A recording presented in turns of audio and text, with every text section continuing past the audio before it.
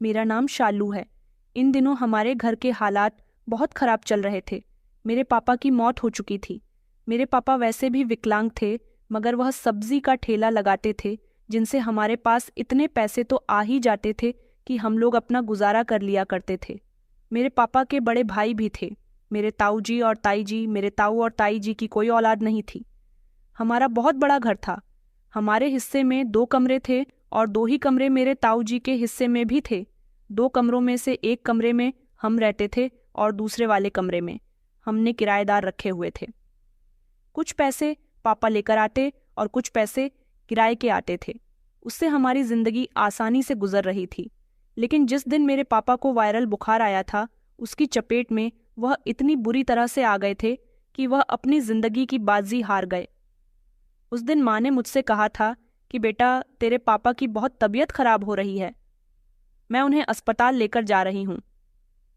उस समय मैं इंटर के बोर्ड के एग्जाम दे रही थी, अपने स्कूल गई हुई थी। मैंने सोचा कि पापा की तबीयत तो पिछले 3 दिनों से खराब है, वह ठीक हो जाएंगे।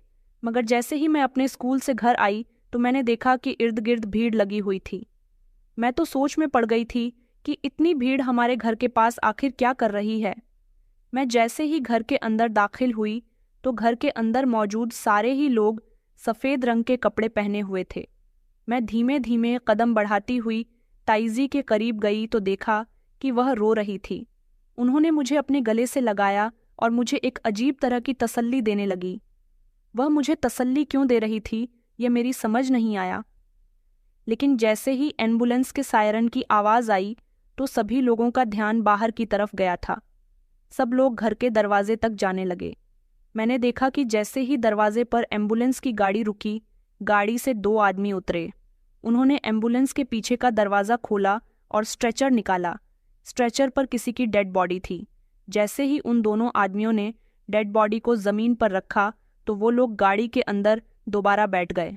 मगर उसके पीछे पीछे जब मेरी माँ और ताऊ जी एम्बुलेंस से उतरे तो मेरी आंखें फटी की फटी रह गईं। मेरी माँ की आंखों से लगातार आंसू बह रहे थे। ताऊ जी का चेहरा उदास था। स्ट्रेचर पर मौजूद शव को सफ़ेद चादर से ढका गया था। मेरी माँ ने बिलख बिलख कर रोना शुरू कर दिया था। इसका मतलब यह था कि मेरे पापा, मेरे हाथ से मेरा बैग छूट गया था। आंखों से आंसू निकलने लगे थे क्योंकि माँ गई तो पापा को साथ लेकर थी, मगर आई अकेले थी और स्ट्रेचर पर रखा हुआ यह शव मुझे शक में डाल रहा था। जब माँ ने मुझे देखा तो फौरन ही अपने गले से लगा लिया और फूट फूट कर रोने लगी। माँ कहने लगी कि बेटा, तेरे पापा इस दुनिया में नहीं रहे। मैंने एक ही झटके में माँ को खुद से अलग किया और मैं ज़मीन पर बैठ गई। मैंने जैसे ही वह सफ़ेद रंग की चादर हटाई तो उस पर लेटा हुआ इंसान मेरे पापा ही थे। उनको देखकर मेरी चीख निकल गई थी और फिर मैं ज़ोर ज़ोर से रोने लगी। बस उस दिन के बाद से ही मैं और मेरी माँ का बुरा समय शुरू हो गया था। पिताजी के मरने के कुछ दिन बाद तक तो ताऊ और ताई जी हमारे साथ बिल्कुल ठीक रहे, लेकिन उसके बाद उनके दिल में भी लालच आ गया और उन्होंने हमें भी दुत्कार दिया। उन्होंने सोचा कि अब उनका भाई तो इस दुनिया से जा चुका है। हमारे कमरे में जो किराएदार थे वो उनसे कुछ पैसे लेने लगे थे। कहते थे कि अब इस पूरे घर का मालिक मैं हूँ। मेरी माँ ने उनसे कई बार बहस भी की थी कि यह घर मेरा और मेरी बेटी का भी है, मगर ताऊ जी का कहना था कि हमने तुम्हारे पति के इलाज पर काफ़ी सारा पैसा खर्च कर दिया, उसका भी तो भरना पूरा करो। माँ कहती थी कि मेरे पति को मामूली सा बुखार आया था, उसकी मौत इसी तरह से लिखी थी, इसलिए वह चला गया। मगर आप इस बात का गलत फ़ायदा उठा रहे हो। ताऊ जी झूठ बोल रहे थे कि उन्होंने मेरे पापा के इलाज पर पैसे उठाए थे। अब इस घर में ताऊ जी और ताई जी ने हमारा जीना दुश्वार कर दिया था। हम दोनों माँ बेटी रो रो कर यहाँ अपनी ज़िंदगी गुजार रहे थे। उन्होंने हमें पाई पाई से तरसा दिया था। जो किराएदार पहले हमें पैसे दिया करते थे, अब वह उनको पैसे देने लगे थे। मेरे पापा का सब्जी का ठेला जो मेरे पापा लगाया करते थे, वह घर के कोने में इसी तरह से पड़ा रहता था। हम दोनों माँ बेटी कुछ न कर सके थे, सब कुछ बस खामोशी से देखते रहते थे। मेरी माँ इसी सदमे में धीरे धीरे बीमार होती गई कि अब आगे हम लोगों के साथ क्या होगा। हमें तो कोई 2 वक्त की रोटी खिलाने वाला भी नहीं था। मेरी माँ काफ़ी दिनों से बीमार थी। मुझसे कई बार कह चुकी थी कि बेटा, मुझे भूख लग रही है। पहले तो मैं चुपके से ताई जी के सो जाने के बाद रात को उनके किचन से खाना चुरा कर ले आती थी और अपनी माँ को खिला दिया करती थी।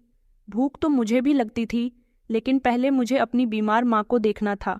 मेरा क्या था, मैं तो जवान खून थी, थोड़ी बहुत भूखी रह सकती थी, मगर अब मेरे शरीर में भी कमजोरी आने लगी थी। ताऊ जी और ताई जी ने मेरे पापा के मरने के बाद हमसे बहुत अच्छा बदला लिया था। पापा जब जिंदा थे तो वह हमारे साथ बहुत अच्छे थे, लेकिन उनके मरने के बाद तो उन्होंने हमसे ऐसे निगाह फेरी जैसे कोई दुश्मन फिरता है। उन लोगों का मकसद साफ था, वह चाहते थे कि हम इस घर से खामोशी से चले जाएं। मेरे दादाजी ने जीते जी दोनों भाइयों में अपनी प्रॉपर्टी नहीं बांटी थी, लेकिन फिर भी हम सब लोग मेल जोल से एक ही घर में रहते थे, भले ही हम लोगों का खाना पकाना अलग था। इसी बात का फायदा ताऊ जी उठा रहे थे। वह चाहते थे कि हम दोनों माँ बेटी अब इस घर से चले जाएं और इस तरह पूरा घर ताऊ जी का हो जाएगा। वह लोगों से कह देंगे कि हम खुद ही इस घर को छोड़कर चले गए। वह हमें इसीलिए तंग कर रहे थे और वह यह भी बहुत अच्छे से जानते थे कि हम अब बहुत कमज़ोर हैं, हम उनका सामना नहीं कर सकते। मेरी माँ के मायके में भी कोई नहीं था, ले देकर हमारा सहारा सिर्फ मेरे पापा ही थे और अब वह भी जा चुके थे, इसलिए ताऊ जी हमें खूब परेशान कर रहे थे। मैंने सोच लिया था कि चाहे जो हो जाए मगर हम इस घर को छोड़कर नहीं जाएंगे। अगर ताऊ जी हमें खर्चे के पैसे नहीं देते तो क्या हुआ, मेरा इंटर कंप्लीट हो गया, मैं कहीं ना कहीं नौकरी तलाश कर लूँगी। मैंने माँ से कह दिया था कि मैं कल ही किसी नौकरी की तलाश करती हूँ, मुझे कोई ना कोई नौकरी मिल जाएगी। हम आखिर ऐसे कब तक भूखे प्यासे रहेंगे। इतने में ही ताई जी कमरे के अंदर आई। उन्होंने मेरी कही हुई बात सुन ली थी। उन्होंने कहा कि अच्छा ठीक है तो कर लो नौकरी, लेकिन नौकरी करने वाली लड़की यहाँ नहीं रहेगी। मैंने कहा कि आप हमारे साथ ऐसा क्यों कर रही हो, ये घर आपके साथ साथ हमारा भी तो है। ताई जी कहने लगी कि हाँ तुम ठीक कह रही हो, लेकिन जो करना है खुद करो, हम पर बोझ मत बनो। यह कहकर वह चिढ़ती हुई वहां से चली गई थी। शायद हम दोनों माँ बेटी की बातें सुनने के लिए ही आई थीं। उनको यही लगता था कि अब हम उनके पति की कमाई खाएंगे, मगर ऐसा कुछ भी नहीं था। वह हमें सुकून से जिंदगी गुजारने नहीं देती और हमें सबसे ज्यादा सुकून की ही जरूरत थी, उनकी मदद की नहीं। कुछ दिन तक तो घर में जो छोटी मोटी चीजें थीं उन्हें बेचकर हमने अपना गुजारा कर लिया था। आखिर आगे की जिंदगी ऐसे कब तक गुजर सकती थी। उधर मेरी माँ की तबीयत खराब थी, मैं उनको भी मेडिकल स्टोर से दवाई लाकर दे दिया करती थी। मुझसे जितना होता मैं उतना ही कर लिया करती थी, लेकिन अब तो मुझे भी किसी कम की ज़रूरत है, इसलिए मैं घर से नौकरी ढूंढने के लिए निकल गई थी। मगर मुझे ऐसे में कहाँ नौकरी मिल सकती थी। मुझे मेरे पड़ोस में रहने वाली एक लड़की ने बताया कि उसके अस्पताल में मेरे करने के लिए एक नौकरी है। वह अस्पताल में नर्स की नौकरी किया करती थी। उसने मुझसे कहा कि तुम चाहो तो वहाँ जाकर नौकरी कर सकती हो, तुम्हें वहाँ पर साफ सफाई का काम करना होगा। मैंने उससे फ़ौरन यही पूछा था कि वो लोग मुझे कितने पैसे देंगे, तो वो कहने लगी कि तुम्हें इतने पैसे तो मिल ही जाया करेंगे कि तुम अपना और अपनी माँ का गुजारा आराम से कर सको। इसलिए मैं उस लड़की के कहने के मुताबिक उसी अस्पताल में चली गई थी। मैंने वहाँ जाकर जब अपनी नौकरी के लिए बात की तो उन्होंने मुझे साफ सफाई के काम पर रख लिया था। मेरा काम सिर्फ इतना था कि मुझे वहां पर होने वाली गंदगी को बार बार साफ करना था। उन्होंने कहा था कि तुम्हें 5,000 रुपये महीना दिया करेंगे। मैंने घर आकर जब माँ से इस बारे में बात की तो वो कहने लगी कि बेटा तू यह काम कैसे करेगी। मैंने कहा माँ मैं सब कुछ कर लूँगी, पेट भरने के लिए इंसान क्या नहीं करता, मुझसे भी जितना हो सकेगा मैं कर लूँगी। इसलिए मैं अगले ही दिन अस्पताल में चली गई थी और वहाँ जाकर मैंने अपना काम करना शुरू कर दिया था। वहाँ पर बहुत सारी सफाई कर्मचारी मौजूद थे, जिनमें मर्द भी थे और औरतें भी थीं। मैं अभी वहाँ नई नई थी, इसलिए ज़्यादा किसी को जानती नहीं थी, लेकिन किसी से भी जान पहचान बढ़ाने की मुझे क्या ज़रूरत थी। मुझे तो सिर्फ अपने काम पर ही ध्यान देना था। यहाँ पर मुझे सुबह से लेकर रात तक रुकना पड़ रहा था। दोपहर का खाना सब लोग साथ बैठकर खाते थे, लेकिन मैं सबको सिर्फ देख सकती थी।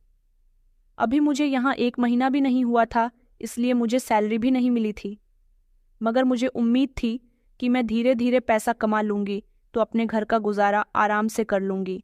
इधर मुझे अपनी माँ की भी फिक्र रहती थी कि कहीं ताई जी मेरी माँ के साथ कोई गलत सलूक ना करें, लेकिन अब जो वो लोग चाहते थे वही तो हो रहा था। उनको हमारे घर पर जितना कब्जा करना था वो लोग कर चुके। उनको हमारी जिम्मेदारी भी नहीं उठानी थी तो उन्होंने ऐसा भी कर लिया। अब तो अपने लिए जो करना था वह मुझे ही करना था। यहाँ पर मैं सारा दिन भूखी प्यासी रहकर काम करती थी। यहाँ पर काम करने वाले 2 ऐसे लड़के थे जो सिर्फ अपने काम से मतलब नहीं रखते थे बल्कि हर आते जाते लोगों को देखा करते थे। एक का नाम पंकज और दूसरे का नाम सुधीर था। यह दोनों लड़के लगभग मेरी उम्र के ही थे। यह लोग मुझे भी देख देख कर न जाने कैसी कैसी बातें बनाते रहते थे। मुझे उन दोनों से डर लगता था, इसलिए मैं उनसे बची बची रहती थी। उनसे कोई बात भी नहीं करती थी। धीरे धीरे मुझे यहाँ काम करते हुए 15-20 दिन गुजर गए थे। एक दिन तो उन दोनों ने हद ही कर दी थी। मैं अस्पताल के कमरे की सफाई लगाने के लिए गई थी क्योंकि इस समय एक पेशेंट की छुट्टी हुई थी और कमरा बहुत गंदा हो रहा था। वैसे भी अस्पतालों के कमरों में एक के बाद एक पेशेंट आते रहते हैं और इसी तरह कमरे भी गिर जाते हैं। मैं अकेले कमरे की अब भी सफाई कर रही थी जब सुधीर और पंकज दरवाज़ा खोलकर कमरे के अंदर आए। मैंने फौरन ही उन दोनों की तरफ देखा। मैंने जल्दी से अपना दुपट्टा ठीक किया। वो दोनों कहने लगे कि तुम यहाँ पर क्या कर रही हो? अभी मैं सुधीर को बता ही रही थी कि मैं यहाँ की सफाई कर रही हूँ। आधे घंटे में यहाँ दूसरा पेशेंट शिफ्ट होने जा रहा है। सुधीर ने मेरा ध्यान अपनी बातों की तरफ कर लिया था और पंकज ने खामोशी से कमरे का दरवाज़ा अंदर से बंद कर लिया। मेरे हाथ में झाड़ू थी। वो दोनों धीरे धीरे चलते हुए मेरे करीब आए। मैंने कहा, हटो यहाँ से, मुझे सफाई करने दो। तो वो कहने लगे कि हाँ हाँ तुम सफाई करती रहो, हम भी तो यहाँ तुम्हारी मदद करने के लिए ही आए हैं। मैंने कहा कि मुझे तुम्हारी मदद की कोई ज़रूरत नहीं है, मैं अकेली अपना काम कर सकती हूँ। मगर वो दोनों तो मेरे इर्द गिर्द आकर खड़े हो गए थे। उन दोनों को देखकर मैं बहुत घबरा रही थी। मैंने कहा, तुम लोग मेरे इतने करीब क्यों आ रहे हो? वो दोनों आपस में एक दूसरे को देखकर हंसने लगे और कहने लगे कि कुछ नहीं कहा है ना तुमसे कि तुम्हारी मदद करने के लिए आ रहे हैं। मेरी नज़र कमरे के दरवाजे की तरफ गई तो मैं चिल्लाने लगी थी कि कमरे का दरवाज़ा अंदर से बंद किसने किया? वो कहने लगे, अरे तुम घबरा क्यों रही हो और इसमें शोर मचाने वाली क्या बात है? मगर मैंने ज़ोर ज़ोर से बोलना शुरू कर दिया था। मैं उनकी नीयत को अच्छी तरह से समझ गई थी।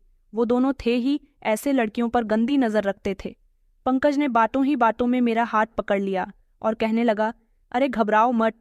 मैंने एक झटके से उसका हाथ छुड़ाया और कहा कि हटो तुम दोनों यहाँ से, मैं बाहर जाना चाहती हूँ, मेरा काम हो चुका है। मगर उन दोनों ने मुझे कंधे से पकड़ लिया और कहने लगे कि हम तुम्हें यहाँ से नहीं जाने देंगे। तुम तो बहुत खूबसूरत हो, जिस दिन से यहाँ आई हो हमारी तुम पर नज़र है। मैंने कहा, ये तुम लोग क्या कर रहे हो? तुम्हारी हिम्मत कैसे हुई मुझे छूने की? अभी मैं उन दोनों से चीख चीख कर यह बात कह ही रही थी जब अचानक कमरे का दरवाज़ा बजने लगा। उन दोनों ने एक दूसरे की शक्ल को देखा। मैंने शोर मचाना शुरू कर दिया। वो दोनों मेरा मुंह पकड़कर मुझे खामोश करने की कोशिश कर रहे थे, मगर बाहर खड़ी हुई नर्स बार बार दरवाज़ा बजा रही थी और कह रही थी कि दरवाज़ा खोलो, अंदर कौन है? वो दोनों डर गए थे, मगर मैं चाहती थी कि जल्द से जल्द दरवाज़ा खुल जाए क्योंकि उन दोनों के इरादे मुझे ठीक नहीं लग रहे थे। जब काफ़ी देर तक नर्स दरवाज़ा बजाती रही और वो समझ गई कि कोई ना कोई तो अंदर ज़रूर है, तो उसने 2-3 लोगों को भी वहाँ पर इकट्ठा कर लिया था। अब वो दोनों मजबूर हो गए थे कमरा खोलने के लिए, मगर उन्होंने कहा था कि खबरदार, अगर तुमने हम दोनों के बारे में कुछ भी बताया तो। मैं अभी भी कुछ कहने की हालत में नहीं थी। यह तो अच्छा हुआ कि उन्होंने दरवाज़ा खोल दिया और वहाँ पर मौजूद नर्स ने मुझे जब कमरे के अंदर देखा तो मैं झट से उसके गले लग गई और मैंने रोना शुरू कर दिया। मगर मैं उन दोनों से बहुत डर रही थी। नर्स बार बार मुझसे पूछ रही थी कि क्या हुआ है, तुम रो क्यों रही हो?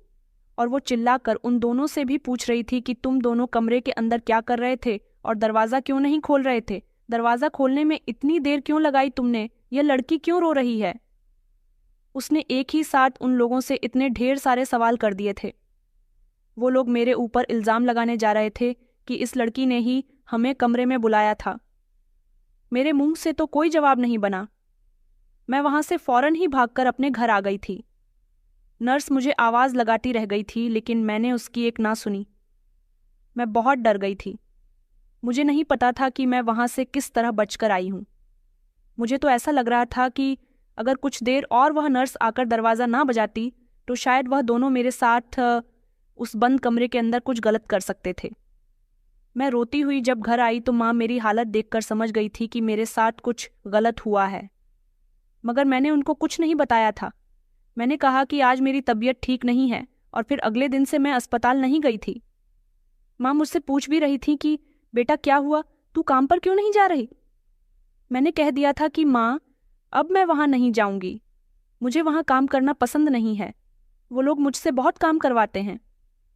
इधर ताऊ और ताई जी ने अब हमारा पीछा छोड़ दिया था। उनको लगने लगा था कि अब मैं कमाने लायक हो गई हूँ, इसलिए वो हमें ज्यादा तंग नहीं करते थे। हमारी तरफ का जो हिस्सा था उन्होंने हमें उस हिस्से में सिर्फ एक छोटा सा कमरा और छोटा सा आंगन देकर बीच से दीवार खींच ली थी। हमारा हक उन्होंने पूरी तरह से मार लिया था। हाँ, इतना ज़रूर था कि उन्होंने हम दोनों माँ बेटी पर थोड़े कम अत्याचार किए थे। हमें रहने के लिए छत दे दी थी। इतना हमारे लिए काफ़ी था। लेकिन अब मुझे दोबारा वहाँ नहीं जाना था। मैं तो अपनी इज्जत को वहाँ से बाल बाल बचाकर आई थी। उस हादसे के बाद से मैं इतना डर गई थी कि मेरा तो घर से बाहर निकलने का भी मन नहीं कर रहा था। मेरे हाथ में तो 1 महीने की भी सैलरी नहीं आई थी और मैं नौकरी छोड़कर बैठ गई थी। इधर माँ की हालत मुझसे देखी नहीं जा रही थी। वक्त से पहले वो बूढ़ी हो गई थी। मेरी पड़ोस वाली लड़की कुछ दिन गुजरने के बाद मेरे घर आई और कहने लगी कि शालू, तुम तो अस्पताल में नौकरी कर रही थी। आज जब उसी अस्पताल में मैं गई तो मुझे पता चला कि तुम वहाँ पर नौकरी नहीं कर रही हो, तुम वहाँ से चली गई हो। मैंने उससे कहा कि मुझे वहाँ पर नौकरी नहीं करनी, मेरे साथ वहाँ कुछ भी ठीक नहीं हुआ था। मैंने उससे पूरी बात बता दी थी तो वह कहने लगी कि तुम्हारे साथ तो सच में बहुत गलत हुआ। मैंने उससे कहा कि मैं कहीं और नौकरी कर लूँगी, किसी ऐसी जगह जहाँ पर मेरी इज्जत भी महफूज हो और मुझे पैसे भी मिले। मैं ऐसी किसी भी जगह काम नहीं करना चाहती जहाँ पर मेरी इज्जत जाने का मुझे खतरा हो। मेरी बात सुनकर वह कहने लगी कि चलो, तुम्हारे लिए कहीं नौकरी का बंदोबस्त हुआ तो मैं तुम्हें ज़रूर बताऊंगी। मैंने कहा कि तुम्हारा बहुत बहुत शुक्रिया। कुछ दिन गुजरे तो मैं मेडिकल स्टोर से माँ की दवाई लेने के लिए गई हुई थी। जब मैंने वहां पर एक आदमी को दवाई खरीदते हुए देखा जो दवाई भी ले रहा था और उसके कान पर मोबाइल भी लगा हुआ था। वह बातें कर रहा था कि मेरी पत्नी की इन दिनों तबीयत खराब चल रही है, मैं चाहता हूं कि मेरी पत्नी की देखभाल करने के लिए मुझे कोई नौकरानी मिल जाए। मैंने जब उस आदमी को इस तरह की बातें करते हुए सुना तो मैंने अपने कदम वहीं पर जमा लिए थे। मैं सोच रही थी कि जब वह फ़ोन बंद करे तब मैं उससे पूछूं कि नौकरानी की ज़रूरत हो तो मैं नौकरानी का काम करने के लिए तैयार हूं। काफ़ी देर तक वह फ़ोन पर बात करता रहा। इतने में मेडिकल स्टोर वाले ने उसका सामान भी पैक कर दिया था और उसने मुझे भी दवाई दे दी थी। मैं एक साइड पर खड़ी हो गई थी। जब उसने बात कर ली तो वह मेडिकल स्टोर वाले से सामान लेने लगा और उसने उसको पेमेंट भी कर दी थी। उसी समय मैंने उसे रोक लिया और कहा कि आप फ़ोन पर किसी से बात कर रहे थे, आपको नौकरानी की ज़रूरत है।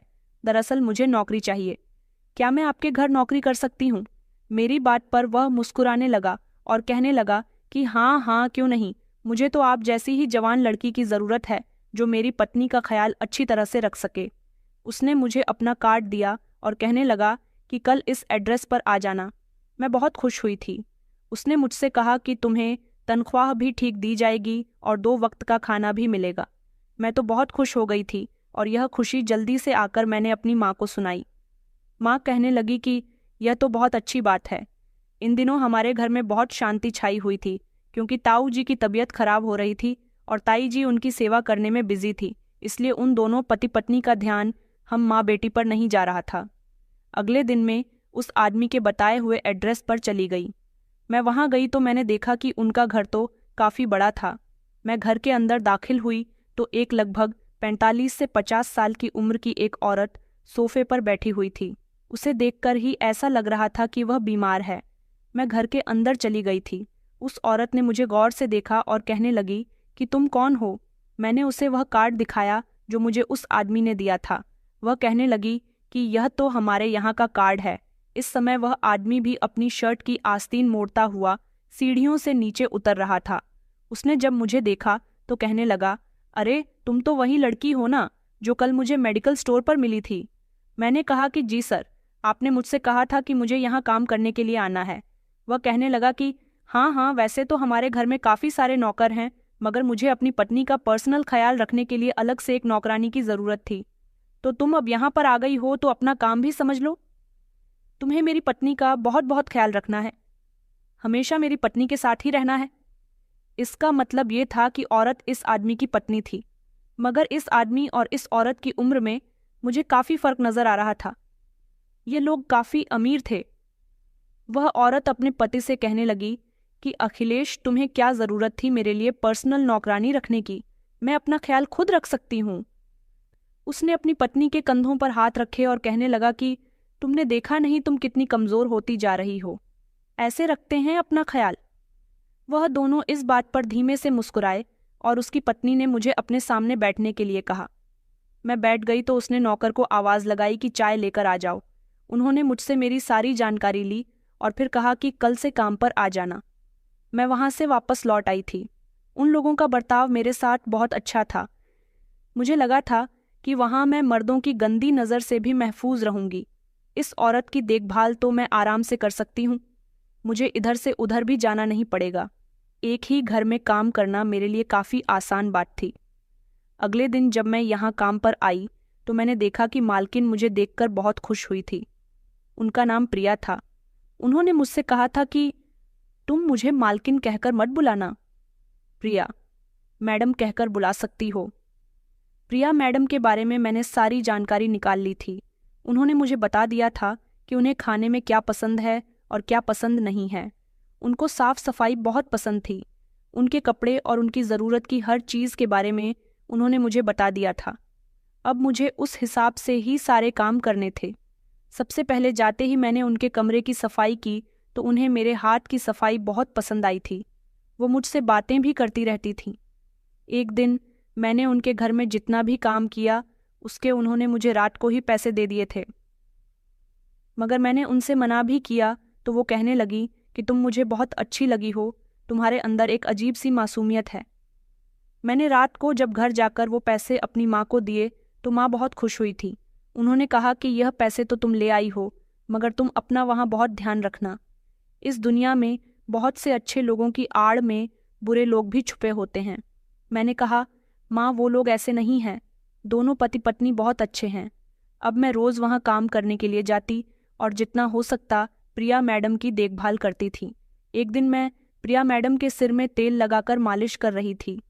प्रिया मैडम मुझसे मेरे बारे में पूछने लगी और मेरे घर परिवार के बारे में भी, तो मैंने उनको अपने बारे में सब कुछ बता दिया। यह भी बता दिया कि हम लोगों के हालात किस तरह से खराब हुए। मेरे बारे में जानकर उन्हें अफसोस हुआ था। फिर मैंने उनसे उनके बारे में पूछा कि उनके और मलिक की शादी कब हुई। उन्होंने मुझे बताया कि उनकी शादी को 20 साल बीत चुके हैं, उनके पास कोई औलाद भी नहीं है। उन्होंने कहा कि मैं अपने पति से बहुत प्यार करती हूँ। वह एक मामूली इंसान था और मैं अपने माता पिता की इकलौती बेटी थी। मेरी माँ तो मुझे बचपन में ही छोड़कर चली गई थी, लेकिन मेरे पापा ने मुझे अकेले ही पालकर जवान किया। मेरे पापा के पास बहुत सारी दौलत थी। उनका जो कुछ भी था वह मेरा ही था।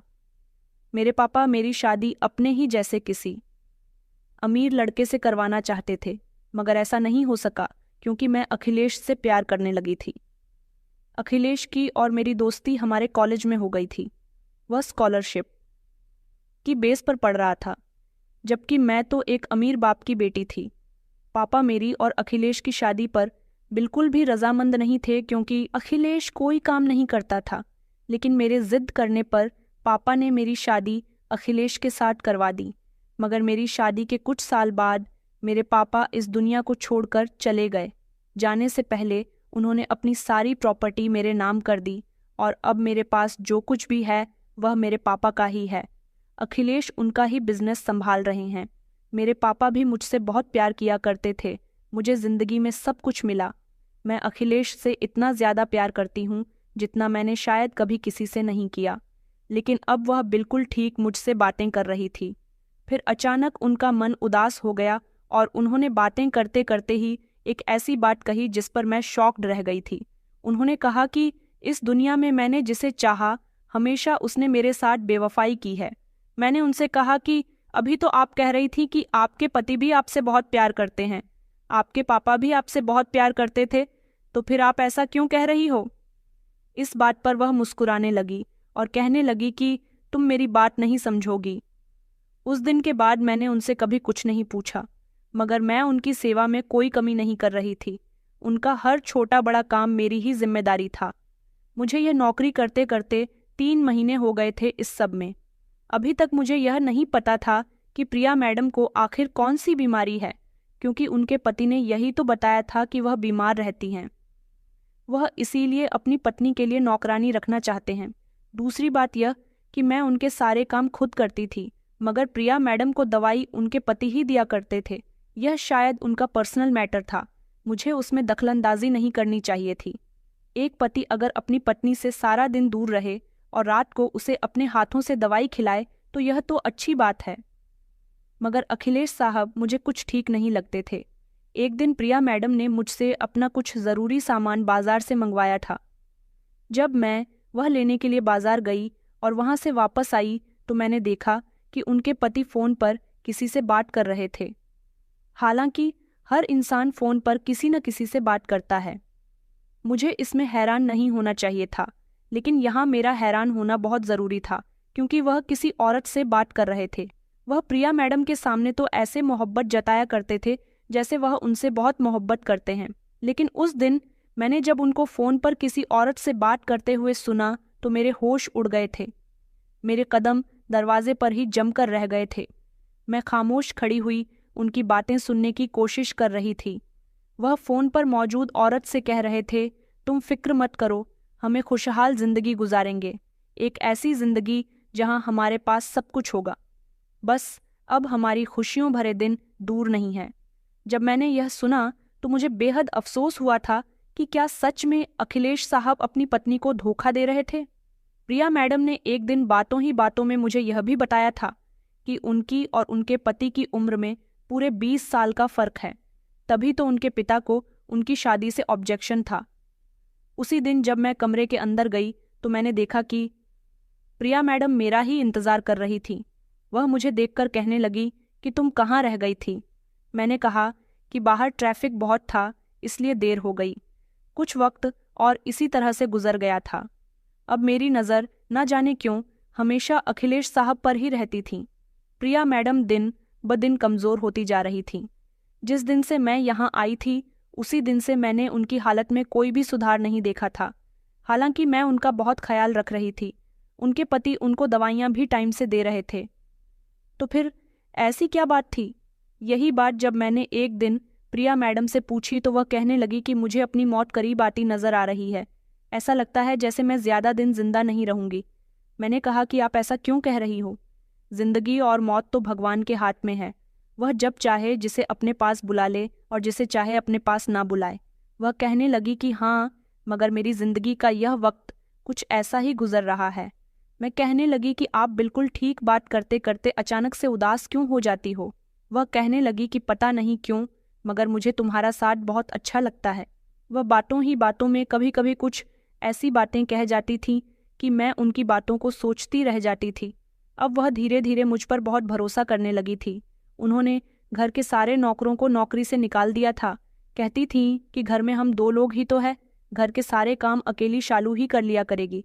मुझे भी उनके घर के काम करने में कोई दिक्कत नहीं होती थी, क्योंकि इस घर में ज़्यादा कोई काम नहीं था। मालकिन को बस मेरे साथ अच्छा लगता था। वह मुझसे कहती थी कि तुम हमेशा मेरे आसपास रहा करो। रात को जब तुम अपने घर चली जाती हो तो मेरा मन नहीं लगता। मैंने कहा, क्यों आपका मन मेरे बिना क्यों नहीं लगता? पहले तो मैं यहाँ नहीं थी, अभी कुछ महीने पहले ही तो आई हूँ। तो वह कहने लगी कि हाँ, मगर तुमसे एक अजीब सी मोहब्बत हो गई है। कई महीने इसी तरह से गुजर गए थे। प्रिया मैडम दिन ब दिन बीमार होती जा रही थी। मैंने एक दिन उनके पति से कहा भी था कि आखिर वह इतनी बीमार क्यों रहने लगी है, आप उनका इलाज क्यों नहीं करवाते? तो उन्होंने कहा कि प्रिया का इलाज तो चल रहा है और अच्छे हॉस्पिटल में उसका इलाज चल रहा है। अब इससे ज़्यादा मैं कुछ नहीं कर सकता, सिर्फ भगवान से प्रार्थना ही कर सकता हूँ। एक दिन भी अगर मैं प्रिया मैडम के घर काम पर नहीं जाती तो वह मुझे फ़ोन करके बुला लिया करती थी। मेरी माँ हमेशा मुझसे यही कहती थी कि बेटा तू वहाँ अपना ध्यान रखना। मगर मुझे ये लोग इतने अपने लगने लगे थे कि मुझे उनके घर में हर तरह से खुशी मिलती थी। प्रिया मैडम मुझे अपने पुराने कपड़े भी दे दिया करती थीं। रात को जो खाना बचता वह भी मैं घर ले आया करती थी। माँ और मैं एक साथ बैठकर खाना खाते थे, लेकिन अब इन दिनों उनकी तबीयत इतनी खराब थी कि वह ज़्यादातर सोती ही रहती थीं। मैं हमेशा प्रिया मैडम को सेहतमंद खाना बनाकर दिया करती थी जिससे उनकी सेहत बनी रहे, लेकिन फिर भी वह कमज़ोर हो रही थी। एक दिन प्रिया मैडम ने मुझसे कहा कि शालू, मुझे तुमसे एक बहुत ज़रूरी काम है, क्या तुम मेरा वह काम करोगी? मैंने कहा कि जी, मैं तो आपका हर काम करने के लिए तैयार हूँ। तो वह कहने लगी कि तुम बाजार चली जाओ और वहाँ जाकर मुझे एक खुफिया कैमरा लाकर दे दो। उनकी बात सुनकर मुझे हैरानी हुई थी। मैंने सोचा कि आखिर इनको खुफिया कैमरे की क्या ज़रूरत है। मुझे लगा कि शायद वह मुझे कुछ बताएंगी, मगर उन्होंने मुझे कुछ नहीं बताया। उन्होंने सिर्फ मुझे पैसे दिए और कहने लगी कि बाजार से जाकर जो मैंने कहा है वह लेकर आ जाओ। मैं उसी समय बाजार चली गई थी और मैंने उनको कैमरा लाकर दे दिया था। वह एक छोटा सा कैमरा था जिसको खुफिया तरीके से कमरे में सेट करना था। फिलहाल वह कैमरा को लाकर देने के बाद मुझे यह नहीं पता चला कि उन्होंने उस कैमरे का क्या किया, उसे अपने घर में लगाया या फिर उन्होंने वह किसी और के लिए मंगाया था।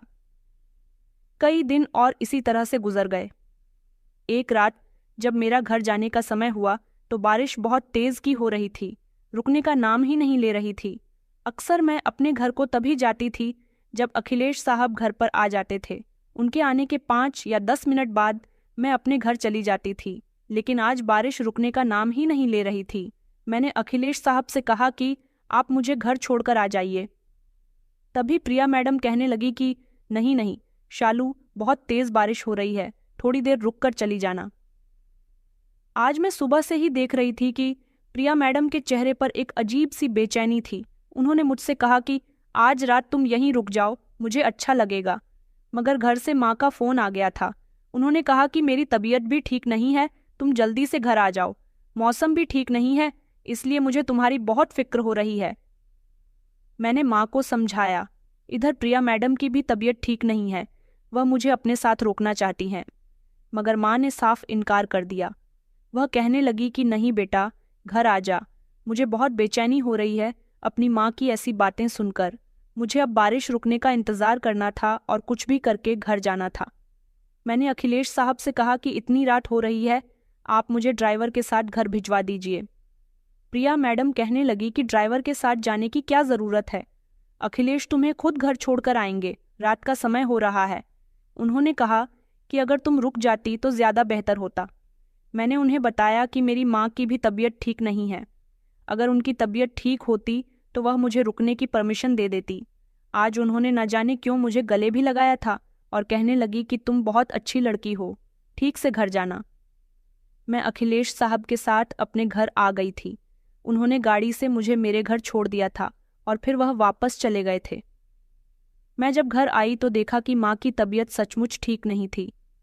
अब तो मैंने उनको डॉक्टर को दिखा दिया था, इसलिए उनकी डॉक्टर की ही दवाइयाँ चल रही थीं। वह दवाई लेकर सो गई थी। मेरे आने के बाद उन्हें तसल्ली मिल गई थी कि आखिरकार मैं उनकी एक ही तो बेटी थी। इस बिगड़ते हुए मौसम में वह मुझे खुद से दूर नहीं देख सकती थी। सारी रात मुझे भी न जाने किस बात की बेचैनी थी।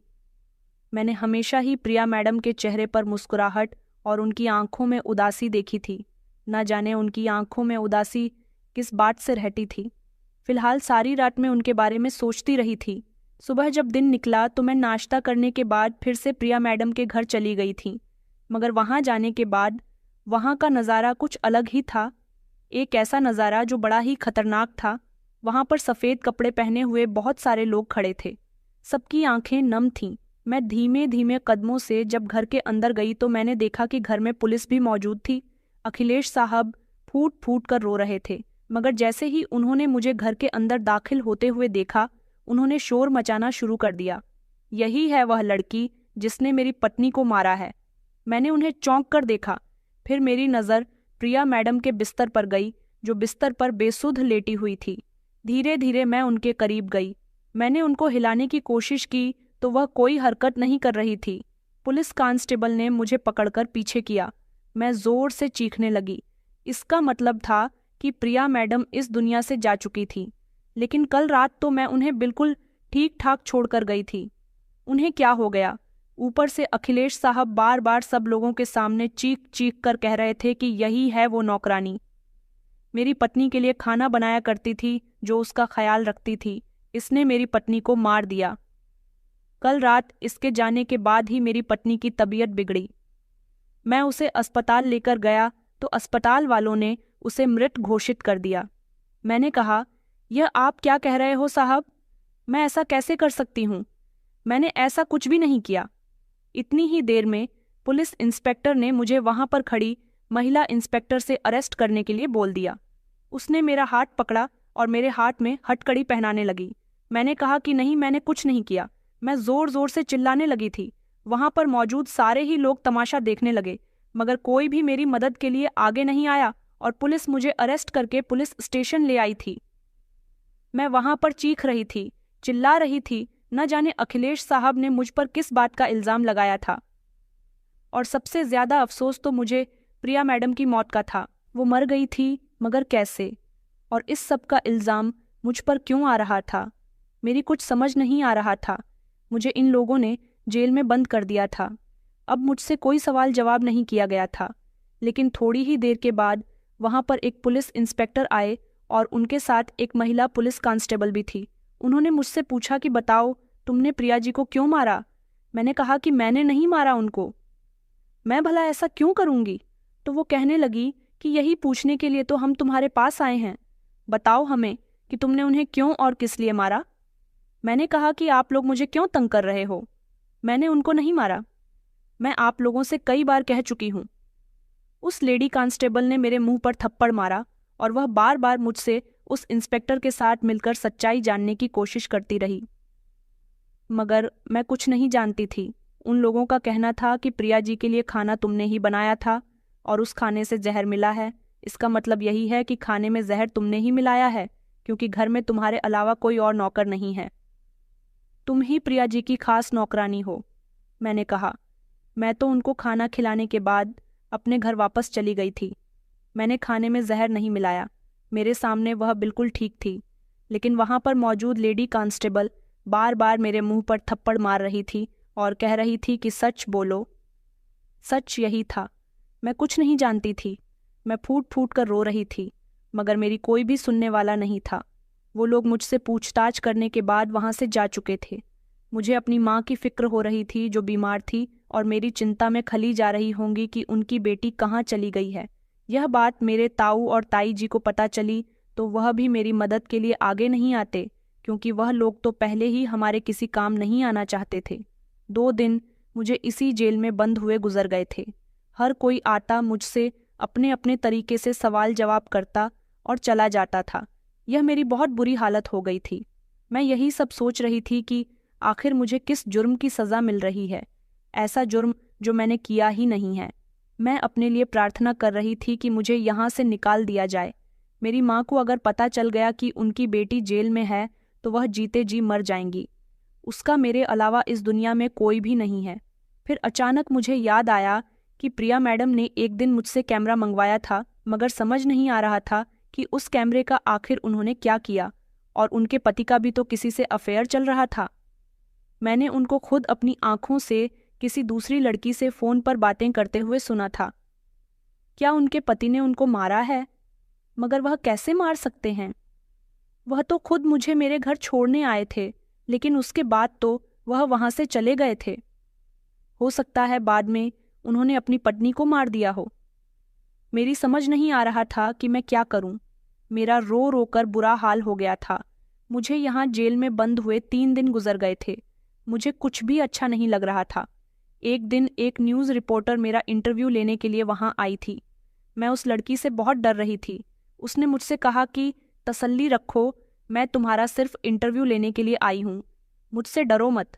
तुमने अपनी मालकिन को कैसे मारा? मुझे सब कुछ सच सच बता दो।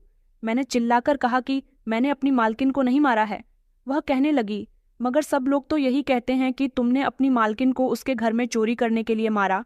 उसके पति का भी यही कहना है कि तुम उसकी कीमती चीज़ों पर नज़र रखती थी। मैंने कहा कि नहीं, वो इंसान झूठ बोल रहा है, बल्कि उस इंसान ने ही अपनी पत्नी को मारा होगा, क्योंकि उनका किसी और लड़की के साथ अफेयर चल रहा था। मैंने खुद उन्हें देखा था। किसी लड़की से फ़ोन पर बातें करते हुए मैं चिल्ला चिल्ला कर रो रही थी।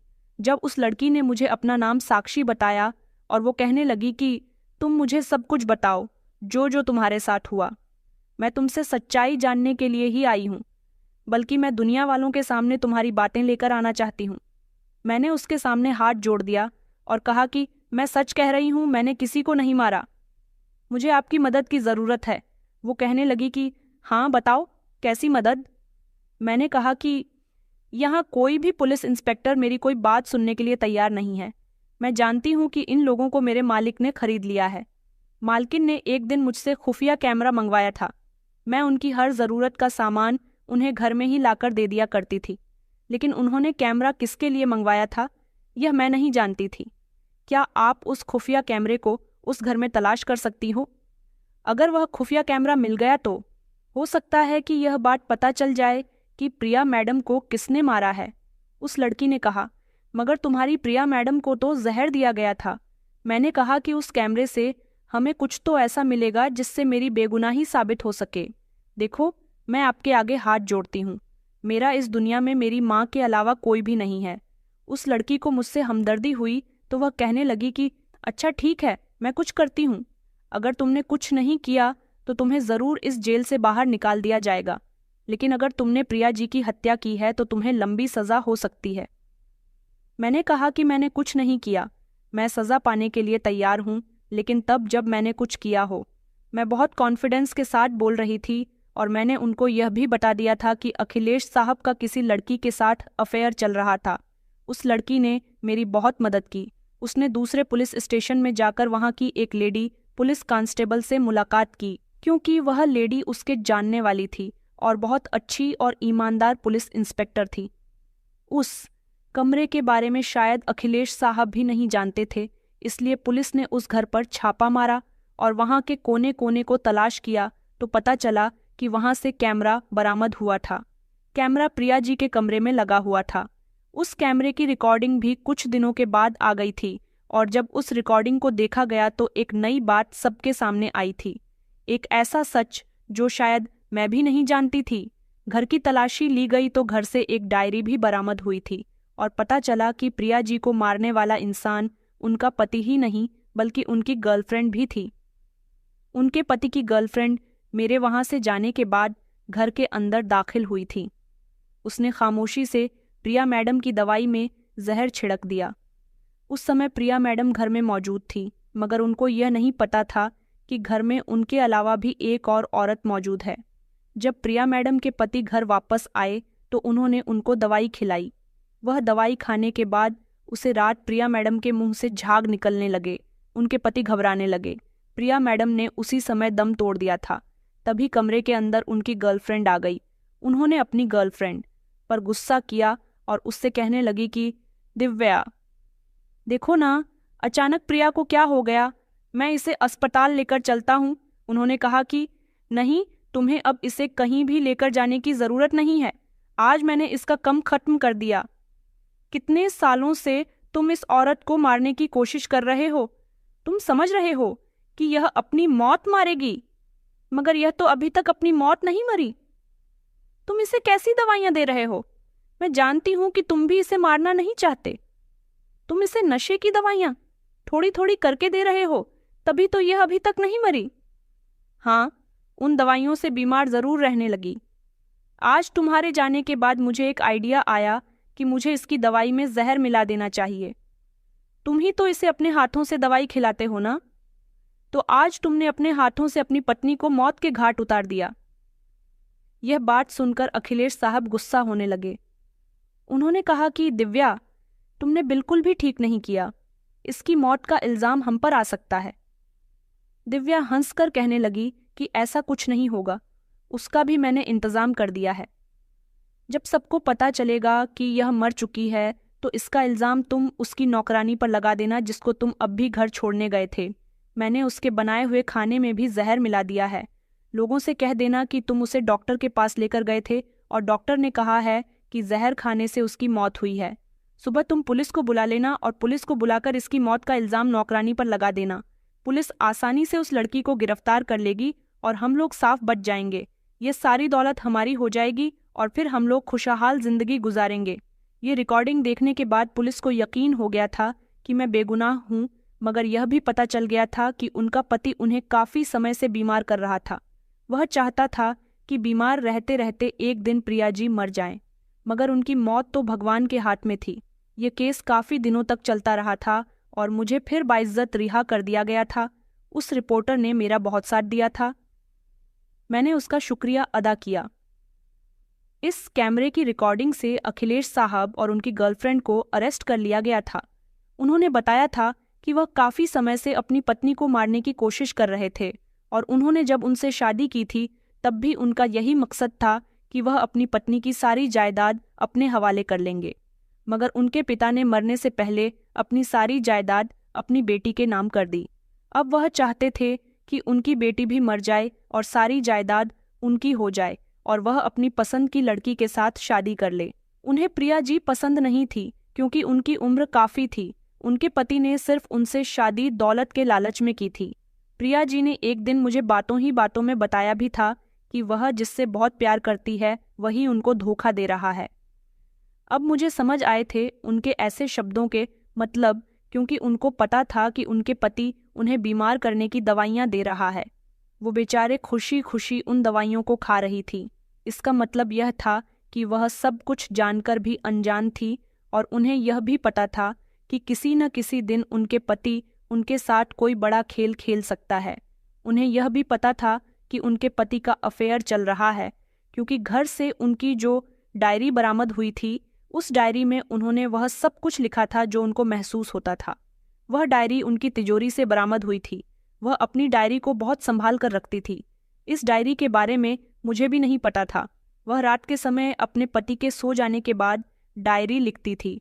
उस डायरी में लिखी हुई एक एक बात मेरी बेगुनाही का सबूत दे रही थी, इसलिए मुझे रिहा कर दिया गया था। उन्होंने अपनी डायरी में लिखा था कि अगर मेरा पति मुझे नुकसान पहुंचाना चाहता है तो मैं खुशी खुशी उसके हाथ से मर जाऊंगी, मगर वह मेरी पीठ पीछे जो कर रहा है भगवान उसके लिए उसे कभी माफ़ नहीं करेगा, क्योंकि मैं उस पर बहुत भरोसा करती हूँ, उससे बहुत प्यार करती हूँ, इसलिए कभी उस पर इल्ज़ाम नहीं लगा सकती और अपनी आंखों के सामने उसे उदास नहीं देख सकती। उनको अपने पति की एक एक हरकत के बारे में पता था, इसलिए उन्होंने मुझसे कैमरा मंगवाया था। वो चाहती थी कि उनके मरने के बाद दुनिया वालों को पता चल जाए कि उनकी मौत की वजह आखिर था कौन। यह सारी सच्चाई जब सारे लोगों के सामने खुलकर आई तो सब लोग हैरान रह गए थे। इस तरह अखिलेश साहब और उनकी गर्लफ्रेंड को कड़ी से कड़ी सज़ा हुई थी। मैं रिहा हो गई थी और अपने घर वापस आ गई थी। मेरी माँ बुरी तरह से रो रही थी। मैं घर आई तो एक तरह से सब कुछ ठीक हो चुका था। ताऊ और ताई जी ने भी मुझे गले से लगाया था, मगर ऐसा क्यों और कैसे हुआ मैं नहीं जानती थी। माँ ने मुझे बताया कि बेटा, तेरे जाने के बाद तेरे ताऊ जी की तबीयत अचानक बहुत बिगड़ गई थी। तेरी ताई जी अकेली रह गई थी। मैं तुझसे ज़्यादा तेरे ताऊ जी के लिए परेशान हो रही थी। तेरी ताई बहुत बुरी तरह से रो रही थी। उधर तू भी जेल में थी। मेरी कुछ समझ नहीं आ रहा था कि मैं क्या करूं। ऊपर वाले ने तेरे ताऊ जी को ठीक कर दिया और उनके दिल में हम लोगों के लिए रहम डाल दिया। ऊपर वाला जो करता है सही करता है।